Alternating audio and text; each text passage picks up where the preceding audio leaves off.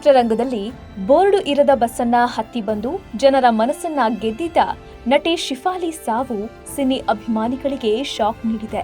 Power star Puneeth Rajkumar, Srinagar Kitty ಹಾಗೂ loose ಮಾತಾ ಯೋಗಿ ಅಭಿನಯದ ಹುಡುಗರು ಸಿನಿಮಾದಲ್ಲಿ ಐಟಂ ಸಾಂಗ್ಗೆ ಸಖತ್ ಡಾನ್ಸ್ ಮಾಡಿ ಕನ್ನಡ ಪ್ರೇಕ್ಷಕರ ಮೆಚ್ಚುಗೆಗೆ ಪಾತ್ರರಾಗಿದ್ರು ಶಿಫಾಲಿ. ಆದ್ರೀಗ ಇವರ ಸಾವು ಇಡೀ ಚಿತ್ರರಂಗವನ್ನೇ ಆಘಾತಕ್ಕೀಡು ಮಾಡಿದೆ.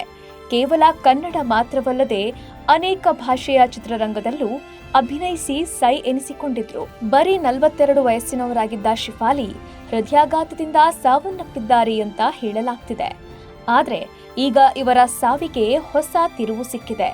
ಇವರ ಸಾವಿಗೆ ಹೃದಯಾಘಾತ ಕಾರಣವಲ್ಲ ಅನ್ನೋ ಮಾಹಿತಿಯನ್ನ ಪೊಲೀಸರು ಬಿಚ್ಚಿಟ್ಟಿದ್ದಾರೆ. ಹೌದು, ಬಾಲಿವುಡ್ನಲ್ಲಿ ಸಲ್ಮಾನ್ ಖಾನ್ ರಂತಹ ನಟರ ಜೊತೆ ನಟಿಸಿ ಸೈ ಎನಿಸಿಕೊಂಡಿದ್ದ ಇವರು ಬಿಗ್ ಬಾಸ್ ಹಿಂದಿ ಸೇರಿ ಅನೇಕ ರಿಯಾಲಿಟಿ ಶೋನಲ್ಲಿ ಭಾಗವಹಿಸಿದರು. ಆದರೆ ಬೆಳಗಿನ ಜಾವ 1 ಗಂಟೆ ಹೊತ್ತಿಗೆ ಶಿಫಾಲಿ ಸಾವಿನ ಮಾಹಿತಿ ಪೊಲೀಸರಿಗೆ ಸಿಕ್ಕಿದ್ದು ಮರಣೋತ್ತರ ಪರೀಕ್ಷೆಗಾಗಿ ಕೂಪರ್ ಆಸ್ಪತ್ರೆಗೆ ಮೃತದೇಹವನ್ನ ಕಳುಹಿಸಲಾಗಿದೆ. ಸಾವಿನ ಕಾರಣ ಇನ್ನೂ ಸ್ಪಷ್ಟವಾಗಿಲ್ಲ ಅಂತ ಮುಂಬೈ ಪೊಲೀಸ್ ತಿಳಿಸಿದ್ದು, ಶಿಫಾಲಿ ಸಾವಿಗೆ ನಿಜವಾದ ಕಾರಣ ಏನು ಎಂಬುದು ತಿಳಿದು ಬರಬೇಕಿದೆ.